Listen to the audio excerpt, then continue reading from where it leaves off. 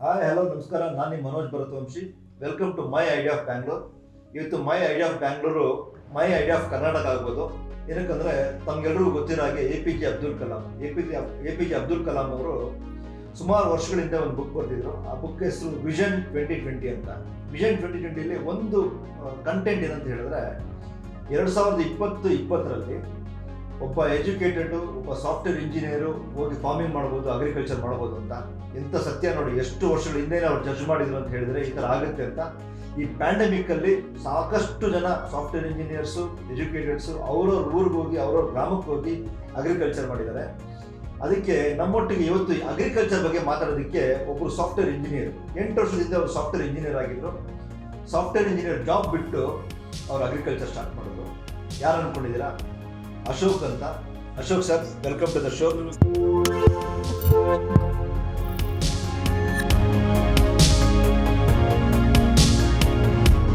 ಅಶೋಕ್ ಅವರು ಹೊಸ ಚಿಗುರು ಕೋ-ಫೌಂಡರ್ ಆಗಿದ್ದಾರೆ. ನಾವಿತ್ತು ಅಶೋಕ್ ಅವ್ರ ಜೊತೆ ಅಗ್ರಿಕಲ್ಚರ್ ಫ್ಯೂಚರ್ ಇನ್ ಕರ್ನಾಟಕ ಮತ್ತು ಫ್ಯೂಚರ್ ಇನ್ ಇಂಡಿಯಾ ಯಾವ ಥರ ಆಪರ್ಚುನಿಟೀಸ್ ಇದೆ ಅದ್ರ ಬಗ್ಗೆ ಡಿಸ್ಕಸ್ ಮಾಡೋಣ. ನಮಸ್ತೆ ಸರ್. ನಮಸ್ತೆ ಮನೋಜ್ ಅವರೇ. ಸರ್ ನಮಸ್ತೆ. ಹೇಳಿ ಸರ್, ನೀವು ಹೊಸ ಚಿಗುರು ಸ್ಟಾರ್ಟ್ ಮಾಡಿದ್ರಿ. ಒಂದು 8 ವರ್ಷದಿಂದ ಹೊಸ ಚಿಗುರನ್ನ ಆ್ಯಕ್ಟಿವ್ ಆಗಿ ಹ್ಯಾಂಡಲ್ ಮಾಡ್ಕೊಂಬಂದಿದ್ದೀರಾ, ಸಕ್ಸಸ್ಫುಲ್ ಇದು ಮಾಡಿದ್ದೀರಾ. I think more than 800 acres ನೀವು ಕರ್ನಾಟಕದಲ್ಲಿ ಮತ್ತು ಆಂಧ್ರಲ್ಲಿ ಹ್ಯಾಂಡಲ್ ಮಾಡ್ತಿದ್ದೀರಾ ಅಂತ ನನಗೆ ಒಂದು ಇನ್ಫಾರ್ಮೇಷನ್ ಇರೋ ಪ್ರಕಾರ. ಹೌದು ಸರ್. ಹೇಳಿ ಸರ್, ಅಗ್ರಿಕಲ್ಚರ್ ಹೇಗಿದೆ? ಅಗ್ರಿಕಲ್ಚರ್ ಮಾರ್ಕೆಟ್ ಸೈಜ್ ಏನಿದೆ? ನಮ್ಮಲ್ಲಿ ಅಗ್ರಿಕಲ್ಚರ್ ನಾವು ಯಾವ ಥರ ಯುಟಿಲೈಸ್ ಮಾಡ್ಕೊಂಡಿದ್ದೀವಿ? ನಮ್ಮ ಇಂಡಿಯಾ ಕೋರ್ ಬಿಸ್ನೆಸ್ಸಾ ಇಲ್ಲ ಅಂತ ಹೇಳಿದ್ರೆ ಪಾರ್ಟ್ ಟೈಮ್ ಬಿಸ್ನೆಸ್ ಆಗಿದೆಯಾ? ನಮ್ಮ ಫಾರ್ಮರ್ಸ್ ಇದ್ದಾರಾ ಹಳ್ಳಿ ಕಡೆ? ನಮ್ಮ ತಂದೆ ಮತ್ತು ನಮ್ಮ ಪೂರ್ವಜರೇ ಕೊನೆ ಜನ್ರೇಷನ್ನ, ಫ್ಯೂಚರ್ ಪ್ರೆಸೆಂಟ್ ಜನ್ರೇಷನ್ ಯಾರು ಹಳ್ಳಿ ಕಡೆ ಹೋಗ್ತಾ ಇಲ್ವಾ? 2 ಜನರೇಷನ್ಸ್ ಮುಂಚೆ ನಮ್ಮ ಕಂಟ್ರಿನಲ್ಲಿ ತುಂಬ ಜನ ಅಗ್ರಿಕಲ್ಚರೇ ಮಾಡ್ತಾಯಿದ್ರು. ನಿಧಾನವಾಗಿ ಹೆಂಗೆ ಸಿಟಿಗಳು ಬೆಳ್ಕೊಂಡು ಬರ್ತಾ ಇದೆಯೋ, ಜನ ವಿಲೇಜ್ಗಳಿಂದ ಗ್ರಾಮಗಳಿಂದ ಸಿಟಿಗೆ ಬರೋದಕ್ಕೆ ತರಲೋದಕ್ಕೆ ಶುರು ಮಾಡಿದ್ರು. ಯಾಕೆಂದರೆ ಅವರಿಗೆ ಅಲ್ಲಿ ಸಪೋರ್ಟ್ ಸಿಸ್ಟಮ್ ಸರಿಯಾಗಿರಲಿಲ್ಲ. ಅಗ್ರಿಕಲ್ಚರಲ್ಲಿ ತುಂಬ ಪ್ರಾಬ್ಲಮ್ಗಳು ಇತ್ತು ಆ ಟೈಮಲ್ಲಿ. ಆ ಪ್ರಾಬ್ಲಮ್ಗಳಿಂದ ವರಮಾನವೂ ಕಮ್ಮಿ ಇತ್ತು ಅವರಿಗೆ. ಅದರಿಂದ ತುಂಬ ಜನ ಸಿಟಿಗಳಿಗೆ ಬರೋಕ್ಕೆ ಶುರು ಮಾಡಿದ್ರು. ಅದು ಇವಾಗ ನನ್ನ ಉದ್ದೇಶದಲ್ಲಿ ರಿವರ್ಸ್ ಆಗಬೇಕು. ನಮ್ಮ ಕೃಷಿಯಾಗಿ ಆ ಕೆಲಸಗಳನ್ನು ನಾವು ಮಾಡ್ತಾಯಿದ್ದೀವಿ. ತುಂಬ ಜನ ಸಿಟಿನಲ್ಲಿ ಇರೋರಿಗೆ ನಾವು ವಿಲೇಜ್ಗಳಲ್ಲಿ ಬಂದು ಹೆಂಗೆ ಅಗ್ರಿಕಲ್ಚರ್ ಮಾಡ್ಬೋದು, ಸ್ಕೇಲಲ್ಲಿ ಟೆಕ್ನಾಲಜಿ ಉಪಯೋಗಿಸ್ಕೊಂಡು ಹೆಂಗೆ ಮಾಡ್ಬೋದು ಅಂತ ನಾವು ಇವಾಗ ಅವ್ರಿಗೆ ಹೇಳ್ಕೊಡ್ತಾ ಇದ್ದೀವಿ. ಅದೊಂದು ನಮಗೆ ಸಂತೋಷ ಆಗ್ತಾಯಿದೆ. ನಮ್ಮ ಭಾರತ ದೇಶದಲ್ಲಿ ನಮ್ಮ ಕ್ಲೈಮೆಟಿಕ್ ಝೋನ್ಸ್ ತಗೊಂಡ್ರೆ 36 ಕ್ಲೈಮೆಟಿಕ್ ಝೋನ್ಸ್ ಇದೆ ಮನೋಜ್ ಅವರೇ ಪ್ರಪಂಚದಲ್ಲಿ. ಆ 36 ಕ್ಲೈಮೆಟಿಕ್ ಝೋನಲ್ಲಿ 32 ಕ್ಲೈಮೆಟಿಕ್ ಝೋನ್ ನಮ್ಮ ಇಂಡಿಯಾದಲ್ಲಿ, ಭಾರತ ದೇಶದಲ್ಲಿದೆ. ಅದನ್ನು ನಾವು ಏನು ಬೇಕಾದರೂ ಬೆಳಿಬೋದು. ಹೌದು, ಏನು ಬೇಕಾದರೂ ಬೆಳಿಬೋದು. ಮನುಕುಲಕ್ಕೆ ಏನೇನು ಬೇಕೋ ಎಲ್ಲ ಪದಾರ್ಥಗಳು ಇಂಡಿಯಾದಲ್ಲೇ ಬೆಳಿಬೋದು. ನಾವೇ ಬೆಳೆದು ನಾವು ಪ್ರಪಂಚದಲ್ಲಿ ಎಕ್ಸ್ಪೋರ್ಟ್ ಮಾಡ್ಬೋದು. ಓಕೆ, ಆ ಥರ ಒಂದು ಒಳ್ಳೆ ಪೊಸಿಷನಲ್ಲಿ ಇದ್ದೀವಿ ನಾವು. ಆದರೆ ಜನಗಳು, ಗೌರ್ಮೆಂಟು ಇದಕ್ಕೆ ಸಪೋರ್ಟ್ ಮಾಡಿ ಒಂದು ದಾರಿ ತೋರಿಸ್ಬೇಕು ಅವರಿಗೆ. ಏನಕ್ಕೆ ಸರ್ ನಮ್ಮಲ್ಲಿ ಅವೇರ್ನೆಸ್ ಕಮ್ಮಿ ಇದೆಯಾ? ಏನಕ್ಕಂದರೆ ಅಗ್ರಿಕಲ್ಚರ್ ಇಷ್ಟು ದೊಡ್ಡ ನಮ್ಮಲ್ಲಿ ಲ್ಯಾಂಡ್ಸ್ ಇಟ್ಕೊಂಡು, ಇಷ್ಟು ದೊಡ್ಡ ಪೊಟೆನ್ಷಿಯಲ್ ಇಟ್ಕೊಂಡು ಎಲ್ಲ ಬೆಳೆಯೋ, ನೀವು ಹೇಳಿದಂಗೆ 32 ಥರ ಕ್ಲೈಮೆಟಿಕ್ ನಮ್ಮಲ್ಲಿ ಇದ್ರೂ ನಾವೇನಕ್ಕೆ ಅದನ್ನು ಪ್ರಮೋಟ್ ಮಾಡ್ತಾ ಇಲ್ಲ ಅವೇರ್ನೆಸ್ ಬೆಳೆಸ್ತಾ ಇಲ್ಲ ಸರ್? ಏನು ರೀಸನ್? ಅಲ್ಲಲ್ಲಿ ಸ್ಮಾಲ್ ಸ್ಕೇಲಲ್ಲಿ ತುಂಬ ಜನ ಮಾಡ್ತಾ ಇದ್ದಾರೆ. ಬಟ್ ನಮ್ಮ ದೇಶ ಪರ್ಯಂತ ಇಲ್ಲಾಂದ್ರೆ ರಾಜ್ಯ ಪರ್ಯಂತ ಈ ಥರ ಎಲ್ಲ ಕಡೆ ನಡೀತಾ ಇಲ್ಲ. ಯಾಕೆ ಅಂದರೆ ರೈತನಿಗೆ ಸಬ್ಸಿಡಿ ಬೇಕು ಅಂದರೆ ಒಂದು ಕಾರಣಕ್ಕೆ ಸಬ್ಸಿಡಿ ಸಿಗ್ತಾ ಇದೆ. ಬಟ್ ಆ ಒಂದು ಸಬ್ಸಿಡಿಯಿಂದ ಬೆಳೆ ಬೆಳೆದು ಅದು ಮಾರ್ಕೆಟಿಗೆ ಕೊಟ್ಟು ಕಾಸು ತಗೊಂಡು ಅವನು ಸಂತೋಷವಾಗಿ ನಿಲ್ಲೋದಕ್ಕೆ ಒಂದು ಈವೆಂಟ್ ಸಾಕಾಗಲ್ಲ. ರೈತನಿಗೆ ಏನು ಬೇಕು ಅಂದರೆ ಏನು ಬೆಳಿಬೇಕು, ಯಾವಾಗ ಬೆಳಿಬೇಕು, ಹೆಂಗೆ ಬೆಳಿಬೇಕು, ಆ ಫುಲ್ ವಿಷಯಗಳಲ್ಲಿ ಸಪೋರ್ಟ್ ಸಿಗ್ತಾ ಇಲ್ಲ ಇವಾಗ ಸದ್ಯಕ್ಕೆ. ಅದರಲ್ಲಿ ಮಧ್ಯದಲ್ಲೂ ಪ್ರೈವೇಟ್ ಅಗ್ರಿಕಲ್ಚರ್ ಕಂಪನಿಗಳಾಗಲಿ, ಪೆಸ್ಟಿಸೈಡ್ ಆ್ಯಂಡ್ ಫರ್ಟಿಲೈಸರ್ ಕಂಪನಿಗಳಾಗಲಿ, ಅವರ ವರಮಾನಕ್ಕೋಸ್ಕರ ಸ್ವಲ್ಪ ಜಾಗದಲ್ಲಿ ಫಾರ್ಮರ್ಸ್ನ ಮಿಸ್ಲೀಡ್ ಮಾಡ್ತಾ ಇದ್ದಾರೆ. ಅದರಿಂದಾಗಿ ಅವರ ದಾರಿ ತಪ್ಪಿ ಹೋಗ್ತಾ ಇದ್ದಾರೆ. ಮುಂಚೆ ಕಾಲದಲ್ಲಿ ಫಾರ್ಮರ್ ಬಂದುಬಿಟ್ಟು ಎಲ್ಲ ಪದಾರ್ಥಗಳನ್ನು ಸೀಡಿಂದ ಹಿಡಿದು, ಫರ್ಟಿಲೈಸರಿಂದ ಹಿಡಿದು, ಅದನ್ನು ನೆಕ್ಸ್ಟ್ ಜನ್ರೇಷನ್ಗೆ ಸೀಡ್ವರೆಗೂ ಎಲ್ಲ ಅವನ ತೋಟದಲ್ಲೇ ಮಾಡ್ಕೊತಾ ಇದ್ದಾರೆ. ಇವಾಗ ಏನಾಗ್ತಾ ಇದೆ ಅಂದರೆ ಹೈಬ್ರಿಡ್ ಸೀಡ್ಸ್ ಅಂತ ಹೇಳಿ ಬೇರೆ ಸೀಡ್ಸ್ ಅಂತ ಹೇಳಿ ಕಂಪನಿಗಳ ಮೇಲೆ ಡಿಪೆಂಡ್ ಆಗ್ತಾ ಇದೆ. ಫರ್ಟಿಲೈಸರ್ ಅಂದರೆ ಗೊಬ್ಬರ ತೋಟದಲ್ಲೇ ಮಾಡ್ಕೊತಾ ಇದ್ರು. ಅದೇ ನಮ್ಮ ಮನೇಲಿ ಗೊಬ್ಬರ ಇರ್ತಾ ಇತ್ತು, ತಿಪ್ಪೆ ಗೊಬ್ಬರ ಅಂತ ಹೇಳ್ತಾ ಇದ್ವಿ, ಆ ಥರ ಎಲ್ಲ ನಾವೇ ಮಾಡ್ತಾ ಇದ್ವಿ. ಹೌದು, ಆ ಕೆಲಸಗಳೆಲ್ಲ ಬಿಟ್ಬಿಟ್ಟು ಹೋಗ್ಬಿಟ್ಟು ಸಬ್ಸಿಡಿ ಕೊಡ್ತಾರೆ ಅಂತ ಹೇಳ್ಬಿಟ್ಟು ಫರ್ಟಿಲೈಸರ್ ಯೂಸ್ ಮಾಡ್ತಾರೆ. ಅದರೆಲ್ಲ ಕೆಮಿಕಲ್ ಬೇಸ್ಡ್ ಇದು ಸೀಡ್ಸ್ ಎಲ್ಲ ಯೂಸ್ ಮಾಡಿ ಹೌದು ಸಪ್ಲೈ ಆಗ್ತಾ ಇದೆ. ಆ ಕೆಮಿಕಲ್ ಯೂಸ್ ಮಾಡೋದ್ರಿಂದ ಒಂದು ಬೆಳೆ ಚೆನ್ನಾಗಿ ಬರುತ್ತೆ, ಆ 2-3 ಬೆಳೆ ಚೆನ್ನಾಗಿ ಬರುತ್ತೆ, ಅದಾದಮೇಲೆ ಫಲವತ್ತತೆ ಕಮ್ಮಿ ಆಗುತ್ತೆ. ಓಕೆ, ಆವಾಗ ಬೇರೆ ಏನು ಮಾಡಬೇಕು ಅಂತ ಗೊತ್ತಾಗಲ್ಲ. ಈ ಕೆಲಸ 40 ವರ್ಷಗಳಿಂದ ಆಗ್ತಾ ಇರೋದ್ರಿಂದ ಇವಾಗ ನೆಕ್ಸ್ಟ್ ಜನ್ರೇಷನ್ ಫಾರ್ಮರ್ಸ್ಗೆ ಹೆಂಗೆ ಮಾಡಬೇಕು ಏನು ಮಾಡಬೇಕು ಅಂತ ಹೇಳ್ಕೊಳ್ಳೋ ಜ್ಞಾನ ಯಾರಿಗೂ ಇಲ್ಲ. ಇವಾಗ ತುಂಬ ಕಮ್ಮಿ ಜನಕ್ಕಿದೆ ಸರ್. ಇವಾಗ ಕೆಮಿಕಲ್ ಬೇಸ್ಡ್ ಸೀಡ್ಸು ಮತ್ತು ಗೊಬ್ಬರ ಏನು ಯೂಸ್ ಮಾಡ್ತಾರೆ, ಇದು ಭೂಮಿ ಹೋದ್ಮೇಲೆ 1 ವರ್ಷಕ್ಕೆ 1 ಬೆಳೆನೋ 2 ಬೆಳೆನೋ 3 ಬೆಳೆನೋ ಇರುತ್ತೆ ನಮ್ಮ ಭೂಮಿಗೆ ತಕ್ಕಂಗೆ. ಈ ಕೆಮಿಕಲ್ ಆ ಭೂಮಿಯಿಂದ ಹೋಗ್ಬೇಕು ಅಂತ ಹೇಳೋದು ಎಷ್ಟು ವರ್ಷ ಬೇಕಾಗ್ಬೋದು? ತುಂಬ ವರ್ಷ. ಆರ್ಗ್ಯಾನಿಕ್ ಸ್ಟಾರ್ಟ್ ಮಾಡಬೇಕು ಅಂತ ಎಷ್ಟು ವರ್ಷ ಬೇಕಾಗ್ಬೋದು? ತುಂಬ ವರ್ಷ ಬೇಕಾಗುತ್ತೆ ಸರ್. ನಾವು ಏನು ಕೆಮಿಕಲ್ ಯೂಸ್ ಮಾಡಿದ್ದೀವಿ, ಎಷ್ಟು ಕ್ವಾಂಟಿಟಿ ಯೂಸ್ ಮಾಡಿದ್ದೀವಿ ಅದರ ಮೇಲೆ 4 ವರ್ಷದಿಂದ 10 ವರ್ಷವರೆಗೂ ಆಗುತ್ತೆ. ಅಂದ್ರೆ ಆ ಭೂಮಿಲಿ ಸತ್ವನೇ ಹೋಗ್ಬಿಟ್ಟಿರುತ್ತೆ ಅಂತ ಹೇಳ್ತೀರಾ? ಕೆಮಿಕಲ್ ಯೂಸ್ ಮಾಡಿ ಕಮ್ಮಿ ಆಗೋಗಿರುತ್ತೆ. ಆರ್ಗ್ಯಾನಿಕ್ ಮೆಥಡ್ಸ್ ಸ್ಟಾರ್ಟ್ ಮಾಡಿದ ಮೇಲೆ ಅದನ್ನು ವಾಪಸ್ ಆ ಕೆಮಿಕಲ್ ಎಫೆಕ್ಟ್ ಕಮ್ಮಿಯಾಗಿ ಪೂರ್ಣ ಆರ್ಗ್ಯಾನಿಕ್ ಮೆಥಡ್ ಬರಬೇಕು ಅಂದರೆ 4 ವರ್ಷದಿಂದ 10 ವರ್ಷವರೆಗೂ ಆಗುತ್ತೆ. ಅಷ್ಟು ವರ್ಷಗಳ ಕಾಯ್ಕೊಂಡಿರೋದಕ್ಕೆ ಫಾರ್ಮರ್ಗೆ ಶಕ್ತಿ ಇರಲ್ಲ. ಅವನು ಫಾರ್ಮರ್ ಹೆಂಗೆ ಅಂದರೆ ಈ ಋತುಮಾನದಲ್ಲಿ ಅವನು ಸೀಡ್ ಹಾಕಿದ್ರೆ ಬರೋ ಋತುಮಾನದಲ್ಲಿ ಅವನಿಗೆ ಮಳೆ ಬಂದರೂ ಬರದೇ ಇದ್ರೂ ವರಮಾನ ಬೇಕು. ನೀನು 4 ವರ್ಷ ಮಾಡೋ 6 ವರ್ಷ ಮಾಡೋ ಅಂದರೆ ಅವರಿಗೆ ಖುದ್ದಾಗಿ ಅವರೇ ನಿಂತ್ಕೊಂಡು ಮಾಡಬೇಕು ಅಂದ್ರೆ ಆಗಲ್ಲ. ಅಲ್ಲೇ ಗೋರ್ಮೆಂಟು ಅವರಿಗೆ ಸಪೋರ್ಟ್ ಮಾಡಬೇಕಾಗತ್ತೆ, ಇಲ್ಲಾಂದರೆ ಸಿಸ್ಟಮ್ಸು ಕಂಪನಿಗಳು ಸಪೋರ್ಟ್ ಮಾಡಬೇಕಾಗತ್ತೆ. ಸರ್, ಅಸ್ಸಾಂ ಅಂತ ಸ್ಟೇಟನ್ನ ಕಂಪ್ಲೀಟ್ ಆರ್ಗ್ಯಾನಿಕ್ ಸ್ಟೇಟಾಗಿ ಮಾಡಿದ್ದಾರೆ. ಏನಕ್ಕೆ ಬೇರೆ ಕರ್ನಾಟಕನೋ ತಮಿಳುನಾಡು ಆಂಧ್ರನೋ ಇಲ್ಲ ಮಹಾರಾಷ್ಟ್ರನೋ ಮಧ್ಯಪ್ರದೇಶ ಮಾಡಲಿಕ್ಕಾಗಿಲ್ಲ? ಅಸ್ಸಾಂ ತುಂಬ ಚಿಕ್ಕ ಸ್ಟೇಟ್ ಅಂತಾನೆ, ಇಲ್ಲಾಂದರೆ ತುಂಬ ಫಾಸ್ಟಾಗಿ ಅವರು ಅದನ್ನು ಕ್ಯಾಚ್ ಮಾಡಿಕೊಂಡ್ರು ಅಂತಾನೆ? ಅಲ್ಲ ಸರ್, ಅದು ಏನಾಯಿತು ಅಂದರೆ ನಮ್ಮ 7 sisters, Assam one of the 7 sisters of our country. ನಮ್ಮ ಮೇಯ್ನ್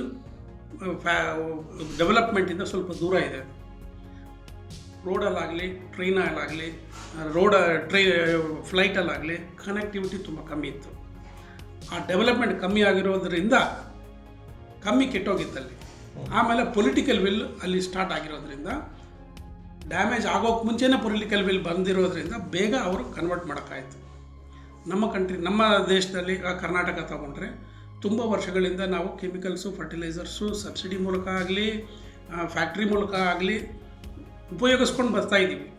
ಇದನ್ನು ರಿವರ್ಸ್ ಮಾಡಬೇಕಂದ್ರೆ ತುಂಬ ವರ್ಷಗಳಾಗುತ್ತೆ, ಪೊಲಿಟಿಕಲ್ ವಿಲ್ಲು ಬೇಕಾಗುತ್ತೆ. ಓಕೆ, ತುಂಬ ಜನ ಮಾಡೋಕೆ ಸ್ಟಾರ್ಟ್ ಮಾಡಿದ್ದಾರೆ ಸರ್. ಆರ್ಗ್ಯಾನಿಕ್ ಇಂಡಿಯಾ ಅಂತ ನಾನು ಕೇಳ್ಕೊಂಡಿದ್ದೀನಿ, ಸ್ಟಾರ್ಟ್ ಮಾಡಿದ್ದಾರೆ ಸರ್. ನಮ್ಮಲ್ಲಿ ನಿಮ್ಮ ಪ್ರಕಾರ ಸರ್ ಎಷ್ಟು ಪರ್ಸೆಂಟೇಜ್ ಅನ್ಕಲ್ಟಿವೇಷನ್ ಲ್ಯಾಂಡ್ಸ್ ಇದೆ ಸರ್? ಆ ಕಲ್ಟಿವೇಷನ್ ಆಗಿರೋ ಲ್ಯಾಂಡ್ ಎಷ್ಟು ಜನ ಯೂಸ್ ಮಾಡ್ತಾರಲ್ಲ, ಅದ್ರ ರೀಸನ್ ಏನು? ನೀರಾವರಿ ಇಲ್ವಾ, ಇಲ್ಲಾಂದ್ರೆ ಏನು ರೀಸನ್ ಇದೆ ಸರ್? ಅದೇ ನೀರಾವರಿ ಪ್ಲ್ಯಾಂಡಲ್ಲಾಗಲಿ ಡ್ರೈ ಲ್ಯಾಂಡ್ ಕಲ್ಟಿವೇಷನಲ್ಲಾಗಲಿ 26ರಿಂದ 40% ಅಷ್ಟು ಲ್ಯಾಂಡ್ನ ಯೂಸ್ ಮಾಡ್ತಾ ಇಲ್ಲ, ಇಲ್ಲಾಂದರೆ ಕಮ್ಮಿ ಯೂಸ್ ಮಾಡ್ತಾ ಇದ್ದಾರೆ. ಓಕೆ, ನಾರ್ಮಲಿ ಒಂದು ಹೊಲದಲ್ಲಿ 2ರಿಂದ 3 ಬೆಳೆಗಳು ತೆಗಿಬೋದು ಒಂದು ವರ್ಷಕ್ಕೆ. ತುಂಬ ಜನ ಒಂದೇ ಬೆಳೆ ತೆಗಿತಾ ಇದ್ದಾರೆ. ಬಟ್ ಒಂದು ಬೆಳೆ ತೆಗೆದ್ರೆ ಅದು ಹೆಲ್ತಿಯರ್ ಲ್ಯಾಂಡ್ ಅಂತ ಹೇಳ್ತಾರೆ. ಆ ಭೂಮಿಲಿ ಒಳ್ಳೆ ಸತ್ವ ಇದೆ, ಮತ್ತು ತರಕಾರಿ ಮತ್ತು ವೆಜಿಟೇಬಲ್ಸ್ ಮಿಲೆಟ್ಸ್ ಬೆಳೀತಿರೋದ್ರೆ ತುಂಬ ಇದಿರುತ್ತೆ ಅಂತ ಹೇಳ್ತಾರೆ. ಇಲ್ಲ ಅದು ಲ್ಯಾಂಡ್ ಮೇಲೆ ಡಿಪೆಂಡ್ ಆಗುತ್ತಾ? ಇಲ್ಲ ಸರ್, ಸೀಸನ್ ಮೇಲೆ ಡಿಪೆಂಡ್ ಆಗುತ್ತೆ. ಸೀಸನ್ ಮೇಲೆ ಡಿಪೆಂಡ್ ಆಗುತ್ತೆ. ಮಳೆ ಬಂದಾಗ ಒಂದು ಬೆಳೆ ತೆಗಿತೀವಿ, ಮಳೆ ಬಂದ ಮೇಲೆ ಮಂಜಲ್ಲಿ ಇನ್ನೊಂದು ಬೆಳೆ ತೆಗಿತೀವಿ. ಅದನ್ನು ತೆಗಿತಾ ಇದ್ದರೆ ಆ ಬೆಳೆ ಬೆಳೆದಾಗ ನಮಗೆ ಫಲವತ್ತ ಬರೋದಲ್ಲದೆ ಭೂಮಿಗೂ ಫಲವತ್ತ ಬರುತ್ತೆ. ಪ್ಲಾಂಟ್ಸ್ ನಮಗೆ ಫುಡ್ ಕೊಡೋದಲ್ಲದೆ ಫೋಟೋಸಿಂಥಸಿಸ್ ಮಾಡುವಾಗ ಭೂಮಿಗೂ ಅದು ಫಲವತ್ತತೆ ಕೊಡುತ್ತೆ. ಆ 2 ಕೆಲಸನೂ ಮಾಡುತ್ತೆ. ನಾವು ಬಂಜರಾಗಿ ಏನು ಮಾಡದೆ ಬಿಟ್ಟರೆ ಅದು ಓಪನ್ ಆಗಿರುತ್ತೆ, ಇಲ್ಲಾಂದರೆ ಮಳೆ ಬಂದರೆ ಕಳೆ ಬರುತ್ತೆ ಅಷ್ಟೇ, ಏನು ಬೆಳೆ ಬರಲ್ಲ. ಸೊ ಆ ಥರ ಇರೋದ್ರಿಂದ ಭೂಮಿ ಫಲವತ್ತತೆ ಕಮ್ಮಿ ಆಗೋಗುತ್ತೆ, ಬೆಳೆ ಕರೆಕ್ಟಾಗಿ ಬೆಳೆದಿಲ್ಲ ಅಂದರೆ. ಓಕೆ, ಈ ಕಲ್ಟಿವೇಷನ್ ಲ್ಯಾಂಡ್ಸ್ ಬಗ್ಗೆ ಸರ್, ಅಂದರೆ ನೀವು ಅನ್ಕಲ್ಟಿವೇಷನ್ ಲ್ಯಾಂಡ್ಸ್ ಅಂದರೆ ಕಲ್ಟಿವೇಷನ್ ಮಾಡಿದ ರೀಸನ್ ಏನು? ನೀರಾವರಿ ಪೂರೈಸೋಕ್ಕಾಗ್ತಾ ಇಲ್ವಾ, ಇಲ್ಲ ಅಂತ ಹೇಳಿದ್ರೆ ಚಾನೆಲ್ಸ್ ಇಲ್ವಾ, ವಾಟರ್ ರಿಸೋರ್ಸಸ್ ಇಲ್ವಾ? ನಮ್ಮ ಕರ್ನಾಟಕ ತಗೊಂಡ್ರೆ ನೀರಾವರಿ ಇರೋ ಪ್ರದೇಶಗಳು ತುಂಬ ಕಮ್ಮಿ. ಕೆನಾಲ್ಗಳಲ್ಲಿ ಸಿಸ್ಟಮಿಂದ ಬರ್ತಾ ಇರೋ ಬೆಳೆ ತೆಗಿತಾರ ಅಂಥ ಭೂಮಿಗಳು ತುಂಬ ಕಮ್ಮಿ. ಜಾಸ್ತಿ ಬಂದ್ಬಿಟ್ಟು ಮಳೆ ಇಲ್ಲಾಂದರೆ ಬೋರ್ವೆಲ್ ಮೂಲಕ ಆಧಾರಿತ ಬೆಳೆ ಮಾಡ್ತಾ ಇದ್ದಾರೆ. ಅದಲ್ಲದೆ ನಾನು ಹೇಳ್ದಂಗೆ 40 ವರ್ಷದಿಂದ ಪ್ರೀವಿಯಸ್ ಜನ್ರೇಷನ್ ಅವರು ಹಳಬರಾಗಿ ಓಲ್ಡ್ ಏಜ್ ಆಗಿರೋದ್ರಿಂದ ಅವ್ರ ನೆಕ್ಸ್ಟ್ ಜನ್ರೇಷನ್ ಬಂದ್ಬಿಟ್ಟು ಸಿಟಿಗೆ ಮೂವ್ ಆಗಿಬಿಟ್ಟಿದ್ದಾರೆ. ಯಾಕಂದರೆ 2 ಕಾರಣ. ಸಿಟಿನಲ್ಲಿ ಜಾಬ್ ಇದ್ದರೆ ಅವರು 5 ಸ್ಟಾರ್ AC ರೂಮಲ್ಲಿ ಕೂತ್ಕೊಂಡು ₹100 ತೊಗೊಂಡ್ರು ಅವ್ರಿಗೆ ಅದೇ ಕಂಫರ್ಟಬಲ್ ಆಗಿದೆ. ಯಾಕಂದ್ರೆ ₹100 ತಿಂಗಳಾದರೆ ಡೆಫಿನೆಟಾಗಿ ಬಂದುಬಿಡುತ್ತೆ. ₹100 ಆಗ್ಬೋದು, 1000 ಆಗ್ಬೋದು, 1 ಲಕ್ಷ ಆಗ್ಬೋದು, ಅದು ಅಮೌಂಟ್ ಡೆಫಿನೆಟಾಗಿ ಬಂದುಬಿಡುತ್ತೆ ಅಂತ ರೈತ ಮಕ್ಕಳು ತುಂಬ ಜನ ಅವ್ರ ಪ್ರೋತ್ಸಾಹದಿಂದ ಸಿಟಿಗೆ ಬಂದುಬಿಟ್ಟಿದ್ದಾರೆ. ಅದೇ ಆಗಿದೆ ಸರ್. ನಿಮಗೆ ಈ ಮೊನ್ನೆ ರೀಸೆಂಟಾಗಿ ಪ್ಯಾಂಡಮಿಕ್ಕಲ್ಲಿ ಅವರೆಲ್ಲ ರಿಟರ್ನ್ ಹೋಗ್ಬಿಟ್ಟಿದ್ದಾರೆ. ಸುಮಾರು ಜನ 1 ಎಕರೆ 2 ಎಕರೆ ಜಮೀನು ಮಾರ್ಕೊಂಡು ನಮ್ಮ ಸುತ್ತಮುತ್ತ ಕನಕಪುರ, ಮಂಡ್ಯ, ರಾಮನಗರದಿಂದ 1 ಎಕರೆ ಅರ್ಧ ಎಕರೆ ಜಮೀನು ಮಾರ್ಕೊಂಡು ಇಲ್ಲಿ ಇಂಡಿಕಾನೋ ಕ್ಯಾಬೋ ಓಡಿಸ್ಕೊಂಡು ಇದ್ರು. ಬಟ್ ಅವ್ರಿಗೆ ರಿಯಲೈಸ್ ಆಯ್ತು ಈ ಪ್ಯಾಂಡಮಿಕ್ಕಲ್ಲಿ ನಮ್ಮ ಪೂರ್ವಜರು ಮಾಡಿದ ಜಮೀನನ್ನು ಉಳಿಸ್ಕೊಂಡಿದ್ರೆ ಯಾವತ್ತನೋ ಅಲ್ಲಿ ನಾನು ಸೆಟ್ಲ್ ಆಗ್ಬೋದಾಗಿತ್ತು. ಒಂದು ಕಾರು ಮತ್ತು ಸ್ವಲ್ಪ ಪರ್ಮನೆಂಟ್ ಇನ್ಕಮ್ಗೋಸ್ಕರ ಆಸೆ ಬಿದ್ದು ಜಮೀನು ಮಾರ್ಕೊಂಡ್ಬಂದು ಮೆಟ್ರೋ ಸಿಟಿಲಿ ಪಾಪ ಕಾರಲ್ಲೇ ಮಲಗ್ತಾ ಇದ್ರು, ರೋಡಲ್ಲೇ 24 hours ಡ್ರೈವ್ ಮಾಡೋದು, ಆಕ್ಸಿಡೆಂಟ್ಸು. ಕರೆಕ್ಟ್. ಇದರಲ್ಲಿ ಏನು ನಾವು ಗುರುತಿಸಬೇಕು ಅಂದರೆ ಪ್ರಕೃತಿ ಬಂದು ಅವ್ರಿಗೊಂದು ಸಿಗ್ನಲ್ ಕೊಟ್ಟಿದೆ, ನೀವು ಮಾಡ್ತಾ ಇರೋದು ಕಂಪ್ನಿ ಕರೆಕ್ಟ್ ಅಲ್ಲ, ನಿನ್ನ ರೂಟ್ಸ್ ಎಲ್ಲಿದೆ ಅಲ್ಲಿಗೆ ಹೋಗು ಅಂತ. ಬಟ್ ಇಂಥವ್ರಿಗೆ ಒಂದು ಹೆಲ್ಪ್ ಆಗಬೇಕಾಗಿರೋದಂದರೆ ಆ ಫಾರ್ಮಿಂಗ್ ಹೆಂಗೆ ಮಾಡಬೇಕು ಅಂತ ಗೊತ್ತಾಗ. 10 ವರ್ಷ 5 ವರ್ಷ ಇಲ್ಲಾಂದರೆ ಅವನು ಕಾಲೇಜ್ ಮುಗಿಸಿದ ತಕ್ಷಣ ಸಿಟಿಗೆ ಬಂದು ಈ ಕೆಲಸ ಮಾಡ್ತಾ ಇರೋನು ಇವಾಗ ವಾಪಸ್ ಹೋದರೆ ಮಾಡಬೇಕು ಅಂತ ಹುಮ್ಮಸ್ಸಿದೆ. ಅವರ ಅಪ್ಪ ತಂದೆ ಊರಲ್ಲಿರೋ ದೊಡ್ಡವರು ಹೇಳ್ಕೊಡೋಷ್ಟು ಜನ ಇದ್ದರೆ ಪರವಾಗಿಲ್ಲ. ಆ ಸಪೋರ್ಟ್ ಇಲ್ಲ ಅಂದರೆ ಅವ್ನಿಗೆ ಏನು ಮಾಡಬೇಕು ಅಂತ ಗೊತ್ತಾಗ್ತಾ ಇಲ್ಲ. ಅದಕ್ಕೆ ಸಪೋರ್ಟ್ ಕೊಟ್ಟರೆ ಈ ರಿವರ್ಸ್ ಫ್ಲೋ ಏನಾಗ್ತಾ ಇದೆ ಸಿಟಿಗಿಂದ ವಿಲೇಜ್ಗೆ, ಅದು ಫಲವತ್ತವಾಗಿ ನಮ್ಮ ಸ್ಟೇಟ್ ಎಕನಾಮಿಗಾಗಲಿ, ಅಗ್ರಿಕಲ್ಚರ್ ಆಗಲಿ, ಫುಡ್ ಸೆಕ್ಯೂರಿಟಿಗಾಗಲಿ ಇಂಪ್ರೂವ್ ಆಗುತ್ತೆ, ಬೆನಿಫಿಟ್ ಆಗುತ್ತೆ. ಸರ್, ಈ ಅನ್ಕಲ್ಟಿವೇಷನ್ ಲ್ಯಾಂಡ್ಸಲ್ಲಿ ಈ ಪ್ರೈವೇಟ್ ಬಿಲ್ಡಿಂಗ್ ಅಂತ ಇಂಡಸ್ಟ್ರೀಸ್ಗೆ ಅಂತ ಲ್ಯಾಂಡ್ ಅಲಾಟ್ ಮಾಡ್ತಾರೆ. ಅದೇ ಥರನೇ ಅಗ್ರಿಕಲ್ಚರ್ ಡೆವಲಪ್ ಮಾಡೋರಿಗೆ, ಇಲ್ಲ ಟೆಕ್ನಾಲಜಿ ಯೂಸ್ ಮಾಡ್ಕೊಂಡು ಅಗ್ರಿಕಲ್ಚರ್ ಮಾಡೋರಿಗೆ ಗೌರ್ಮೆಂಟಿಂದ ಅಲಾಟ್ ಮಾಡಿ ಅದರಿಂದ ಎಂಪ್ಲಾಯ್ಮೆಂಟ್ ಜನರೇಟ್ ಮಾಡೋ ಥರ ಏನಾದರೂ ಚಾನ್ಸಸ್ ಇದೆಯಾ, ಅನ್ನೋ ಆಪರ್ಚುನಿಟೀಸ್ ಇದೆಯಾ ಸರ್? ತುಂಬ ಇದೆ ಸರ್. ಯಾಕೆ ಅಂದರೆ ಈ ಸಣ್ಣಕಾರ ರೈತಗಳಿಗೆ ಈ ಥರ ಮಾಡೋದು ಕಷ್ಟ ಇದ್ರೂ ಆರ್ಗನೈಸ್ಡ್ ಸೆಕ್ಟರ್ ತುಂಬ ಜನ ಅವ್ರು ಬಂದುಬಿಟ್ಟು ಈ ಸಿಸ್ಟಮ್ನ ಯುಟಿಲೈಸ್ ಮಾಡ್ಕೊಂಡಂದರೆ ಗೌರ್ಮೆಂಟ್ ಲ್ಯಾಂಡ್ ಅಲಾಟ್ ಮಾಡ್ತಾರೆ. ರೈಸ್, ಕ್ಯಾಶ್ ಕ್ರಾಪ್ಸ್ ಆಗಲಿ, ಹಾರ್ಟಿಕಲ್ಚರ್ ಆಗಲಿ, ಟಿಂಬರ್ ಸ್ಪೀಸೀಸ್ ಆಗಲಿ, ಇದನ್ನೆಲ್ಲ ಬೆಳೆದು ಸ್ಟೇಟ್ ಎಕನಾಮಿಗೆ ಎಂಪ್ಲಾಯ್ಮೆಂಟ್ಗೆ ತುಂಬ ಉಪಕಾರ ಆಗುತ್ತೆ. ಇದು ಎಕ್ಸಾಂಪಲ್ ತಗೋಬೇಕು ಅಂದರೆ ಆಫ್ರಿಕಾ ನೇಷನ್ಸಲ್ಲಿ, ಆಫ್ರಿಕಾ ಕಂಟ್ರೀಸಲ್ಲಿ ತುಂಬ ಕಂಟ್ರಿಗಳು 1,00,000 ಎಕರೆ, 50,000 ಎಕರೆ, 10,000 ಎಕರೆ ಈ ಥರ ಲೀಸಿಗೆ ಕೊಡ್ತಾ ಇದ್ದಾರೆ. ತುಂಬ ಕಮ್ಮಿ ಅಮೌಂಟ್ಗೆ ಲೀಸಿಗೆ ಪ್ರೈವೇಟ್ ಪಾರ್ಟೀಸಿಗೆ ಕೊಡ್ತಾ ಇದ್ದಾರೆ. ಇಂಡಿಯಾಯಿಂದನೂ ಹೋಗಿ, ಬೆಂಗಳೂರಿಂದನೂ ಹೋಗಿ ಅಲ್ಲಿ ವ್ಯವಸಾಯ ಮಾಡ್ತಾ ಇರೋರು ತುಂಬ ಕಂಪ್ನಿಗಳಿದ್ದಾವೆ. ಭಾಗ್ಯಲಕ್ಷ್ಮಿ ಬೆಳೀತಾರೆ ಅಂತ ನಾನು ಕೇಳ್ಪಟ್ಟೆ. ಸಾವಿರಾರು ಎಕರೆ ಮಾಡ್ತಾ ಇದ್ದಾರೆ. ಏನು ಸರ್, ಅಂಥವ್ರಿಗೆ ನಮ್ಮ ಭಾರತ ದೇಶದಲ್ಲೇ, ನಮ್ಮ ಕರ್ನಾಟಕದಲ್ಲಿ ಆಪರ್ಚುನಿಟಿ ಕ್ರಿಯೇಟ್ ಮಾಡಿ ಎಂಪ್ಲಾಯ್ಮೆಂಟ್ ನಮ್ಮಲ್ಲೇ ಬೆಳೆದು ಎಕ್ಸ್ಪೋರ್ಟ್ ಮಾಡೋದಕ್ಕಾಗಲ್ಲ? ಆಗುತ್ತೆ ಸರ್. ವ್ಯವಸಾಯ, ಭೂ ಸಾರತ್ವತೆ, ವೆದರು, ಫಲವತ್ತತೆ ನೋಡಿದ್ರೆ ಆಗುತ್ತೆ. ಇದಕ್ಕೆ ಪೊಲಿಟಿಕಲ್ ವಿಲ್ ಬೇಕಾಗುತ್ತೆ.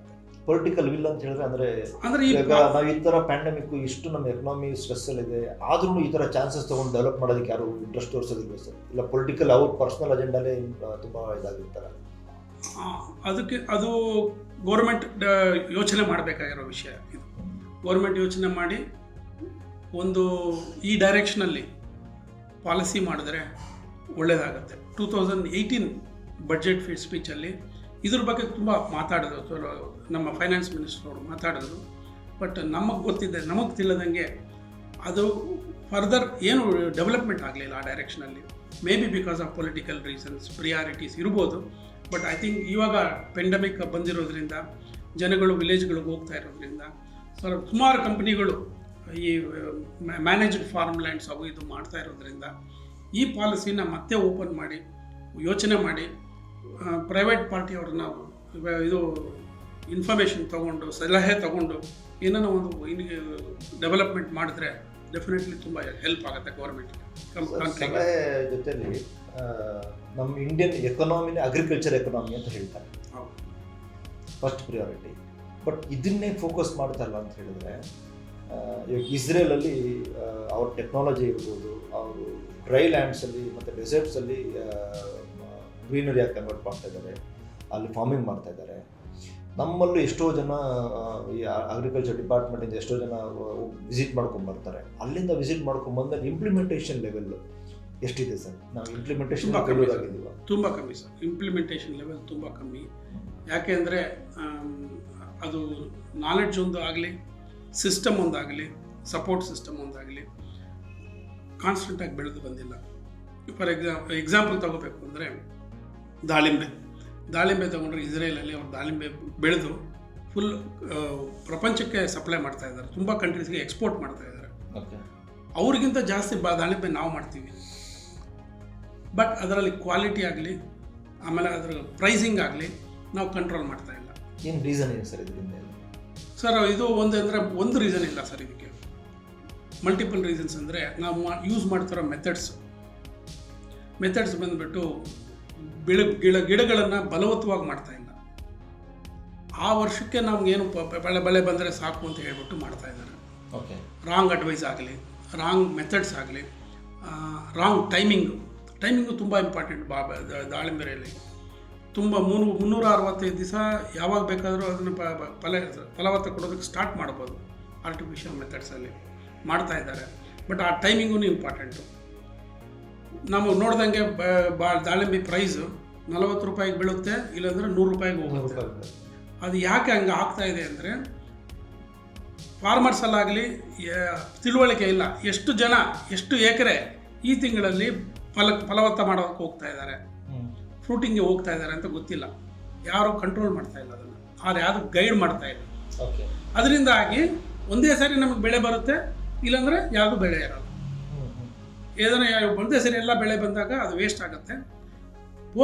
ಪೋಸ್ಟ್ ಹಾರ್ವೆಸ್ಟಿಂಗೂ ಸಪೋರ್ಟ್ ನಮ್ಮ ಸಿಸ್ಟಮ್ಸಲ್ಲಿ ಸಪೋರ್ಟ್ ಇಲ್ಲ.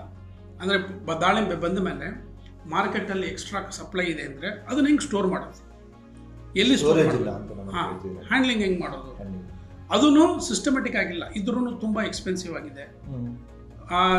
ಸಣ್ಣಕಾರ ರೈತಗಳು ಅವರಿಗೆ ಆ ಸಿಸ್ಟಮ್ ಅವೈಲಬಿಲಿಟಿ ಇಲ್ಲ. ಚಿತ್ರದುರ್ಗದಲ್ಲಿ ನಮ್ಮ ದಾಳಿಂಬೆ ಬೆಳೆದು ಅವನು ಬೆಂಗಳೂರಿಗೆ ತೊಗೊಂಬಂದು ಕೊಟ್ಟೋದಕ್ಕೆ ಬಂದಾಗ ರೇಟ್ ಕಮ್ಮಿ ಇದೆ ಅಂದರೆ ಅವನು ಎಲ್ಲಿಗೆ ಹೋಗ್ಬೇಕು ಅಂತ ಅವನಿಗೆ ಗೊತ್ತಿಲ್ಲ. ಅಲ್ಲೇ ಡಂಪ್ ಮಾಡಿಬಿಟ್ಟು ಹೋಗ್ಬೇಕು. ಸಣ್ಣ ಎಕ್ಸಾಂಪಲ್ ಇದು. ಈ ಥರ ಫಾರ್ಮರ್ಗೆ ತುಂಬ ಸ್ಟೆಪ್ಸಲ್ಲಿ ಸಪೋರ್ಟ್ ಇಲ್ಲ. ಅವನು ಯಾರಿಂದನೂ ಓಡಬೇಕು, ಅವನಿಂದ ಯಾರು ಓಡ್ತಾ ಇಲ್ಲ ಸರ್. ಇದಕ್ಕೆ ಇವಾಗ ಈ ಶೇರ್ ಮಾರ್ಕೆಟಲ್ಲಿ ಫಿಕ್ಸೆಡ್ ಪ್ರೈಸ್ ಇರುತ್ತಲ್ಲ ಸರ್, ಗೋಲ್ಡ್ ರೇಟ್ಸು, ಆ ಥರನೇ ಈ ಅಗ್ರಿಕಲ್ಚರ್ ಏನು ಮಾಡಲಿಕ್ಕಾಗಲ್ವ? ಅಂದರೆ ಟೊಮೊಟೊ ಇವತ್ತು ಇಷ್ಟೇ ಬೆಲೆ ಇರಬೇಕು, ನ್ಯಾಷನಲ್ ಲೆವೆಲಲ್ಲಿ ಇದೇ ರೇಟ್ ಇರಬೇಕು, ಬೆಳ್ಳುಳ್ಳಿ ಇದೇ ರೇಟ್ ಇರಬೇಕು, ಇಲ್ಲ ವೆಜಿಟೇಬಲ್ಸ್ ಇದೇ ರೇಟ್ ಇರಬೇಕು, ಆ ಥರ ಏನು ಸಿಸ್ಟಮ್ ಮಾಡಲಿಕ್ಕಾಗಲ್ವ? ನಾವು ಅಲ್ಲೇನಾದರೂ ಯೋಚನೆ ಮಾಡಬೇಕಾಗಿರೋ ವಿಷಯ ಸರ್. ಯಾಕಂದರೆ ಮಿನಿಮಮ್ ಸಪೋರ್ಟ್ ಪ್ರೈಸ್ ಅಂತ ನಾವು ಇದು ಕಮರ್ಷಿಯಲ್ ಕ್ರಾಪ್ಸ್ಗೆ ಮಾಡಿದ್ದೀವಿ. ಅಂದರೆ ರೈಸ್ಗಾಗಲಿ, ವೀಟಿಗಾಗಲಿ, ಜೋಳ, ಭತ್ತ ಅಂತದಕ್ಕೆಲ್ಲ ಮಾಡಿದ್ದಾರೆ ಗೌರ್ಮೆಂಟು. ಅದೇ ಥರ ಈ ಹಾರ್ಟಿಕಲ್ಚರ್ ಕ್ರಾಪ್ಸಲ್ಲಿ, ವೆಜಿಟೇಬಲ್ಸಲ್ಲಿ ಮಾಡೋದು ಕಷ್ಟ ಇದೆ. ಫ್ಲಕ್ಚುಯೇಷನ್ಸ್ ಜಾಸ್ತಿ ಇದೆ. ಮಾಡಿದರೆ ರೈತಗಳಿಗೆ ತುಂಬ ಅನುಕೂಲ. ಯಾಕಂದರೆ ಬ್ರೋಕರ್ಸ್ ಏನಾಗುತ್ತೆ ಪಾಪ, ಇಲ್ಲಿಂದ ತೊಗೊಂಡೋಗಿರ್ತಾರೆ, ಟ್ರಾನ್ಸ್ಪೋರ್ಟೇಷನ್ ದುಡ್ಡು ಬರೋದಿಲ್ಲ ಅವ್ರಿಗೆ. ಎಷ್ಟು ಕೋಲಾರದಿಂದ ಬೆಂಗಳೂರು ಒಂದು 60-70 ಕಿಲೋಮೀಟ್ರು ಟೊಮೊಟೊ ಬೆಳೆದಿರ್ತಾರೆ, ಅಲ್ಲಿಂದ ಹೇಳಿ ತೊಗೊಂಬಂದ್ರೆ 2,000 ರೂಪಾಯಿ ಸಿಗೋದಿಲ್ಲ ಅವ್ರಿಗೆ. ಕರೆಕ್ಟ್. ಅದು ಬೇರೆ ಅವನು ಮಂಡಿಗೆ ಹೋಗಿ ಮಂಡಿನಲ್ಲಿ ಮಾರಿದ್ರೆ, ಇವಾಗ ಪಾಲಿಸಿ ಚೇಂಜ್ ಮಾಡಿದರೆ ಒಳ್ಳೇದಾಯಿತು.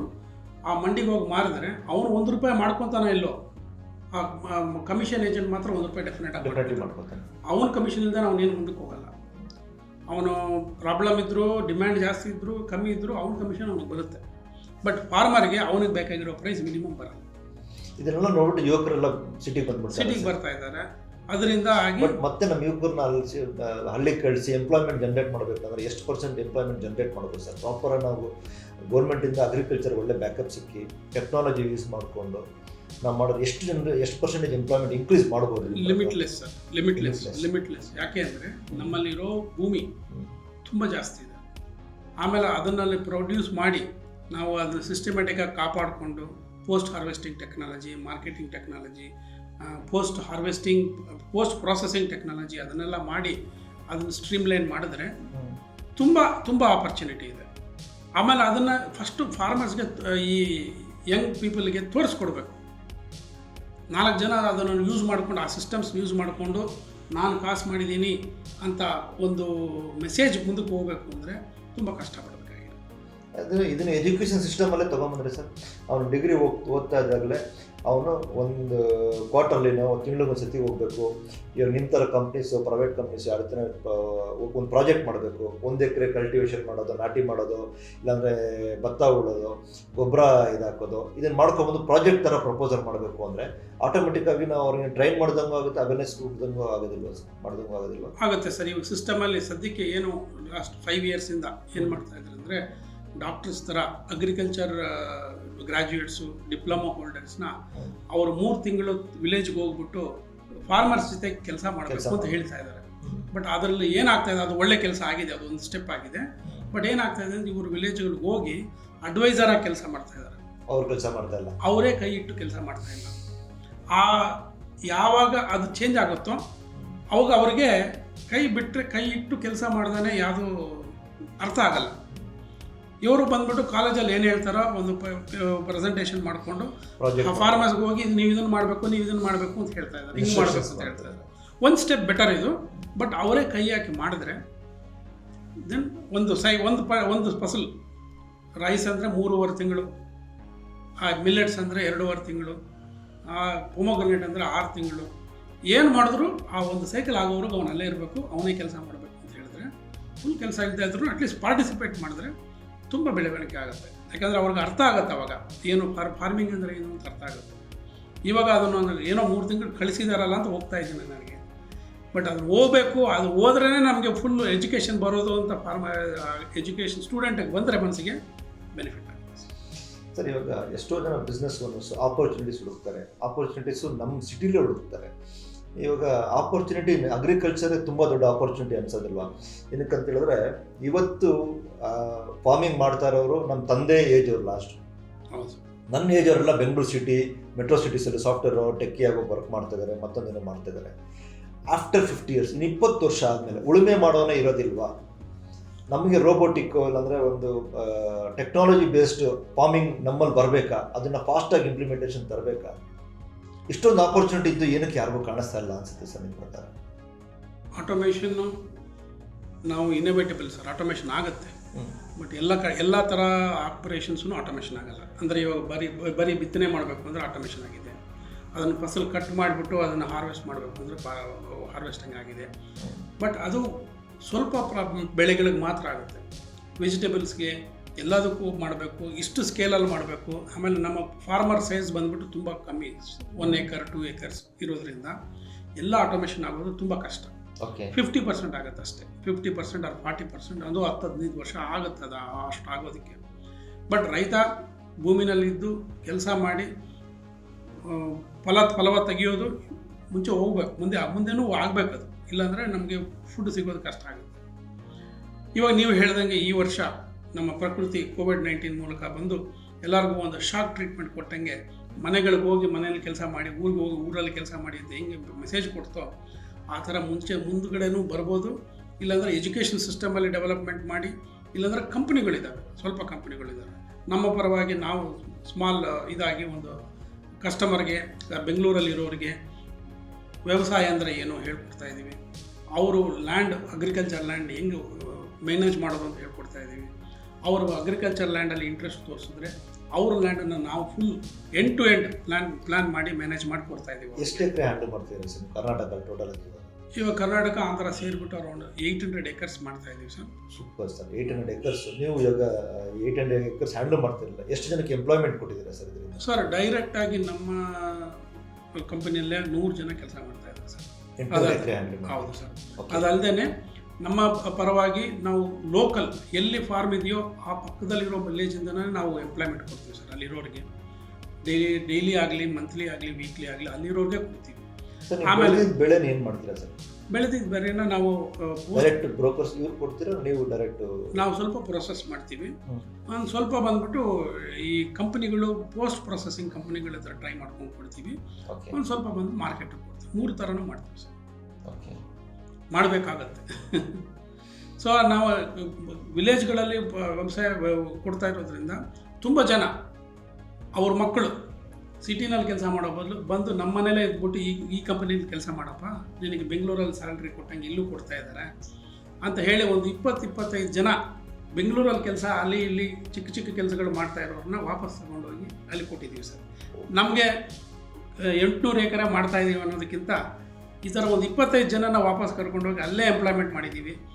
ಅಲ್ಲಿಂದ ಬೆಂಗಳೂರಿಗಾಗಲಿ ಹೈದರಾಬಾದ್ಗಾಗಲಿ ಯಾವ ಸಿಟಿ ಹುಬ್ಳಿಗಾಗಲಿ ಮಂಗಳೂರಿಗಾಗಲಿ ಹೋಗ್ದಂಗೆ ತಡೆದಿದ್ದೀವಿ ಅನ್ನೋದು ನಮಗೆ ತುಂಬ ಸಂತೋಷಕಾರಿ ವಿಷಯ ಸರ್. ನಮಗೆ ಗುಡ್ ಸರ್. ಇವತ್ತು ನಮ್ಮೊಟ್ಟಿಗೆ ಅಶೋಕ್ ಅವರಿದ್ರು. ಅಶೋಕ್ ಅವರು ಒಂದು ಒಳ್ಳೆ ಇನ್ಫಾರ್ಮೇಷನ್ ಶೇರ್ ಮಾಡಿದ್ದಾರೆ. ಅಗ್ರಿಕಲ್ಚರ್ ಇನ್ ಫ್ಯೂಚರ್ ಬಿಸ್ನೆಸ್ ಅಂತ ಒಳ್ಳೆ ಆಪರ್ಚುನಿಟೀಸ್ ಇದೆ. ಎಂಪ್ಲಾಯ್ಮೆಂಟ್ಗಾಗಲಿ ಬಿಸ್ನೆಸ್ ಮಾಡಲಿಕ್ಕಾಗಲಿ ಅಗ್ರಿಕಲ್ಚರ್ ತುಂಬ ಆಪರ್ಚುನಿಟೀಸ್ ಇದೆ. ಇದನ್ನು APJ ಅಬ್ದುಲ್ ಕಲಾಂ ಅವರು ಸುಮಾರು ವರ್ಷಗಳಿಂದ ಹೇಳಿದರು.